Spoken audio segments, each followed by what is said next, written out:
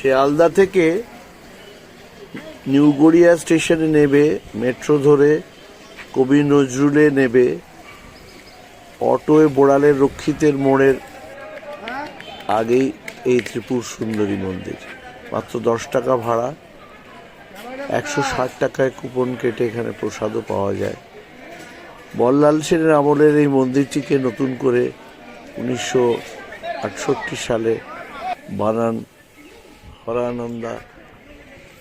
হরানন্দ সরস্বতী মহারাজ। তার সমাধিও এখানে রয়েছে। মূর্তিটি অপরূপা ষোড়শী মা অন্নপূর্ণা জগদ্ধাত্রী মূর্তি, পদতলে যায় মহাদেব।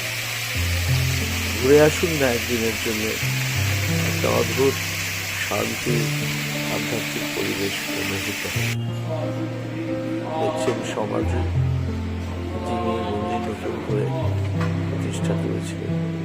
সুন্দর একটা বাগান রয়েছে, সঙ্গে এমন গাছ নেই যেখানে নেই আম, লিচু।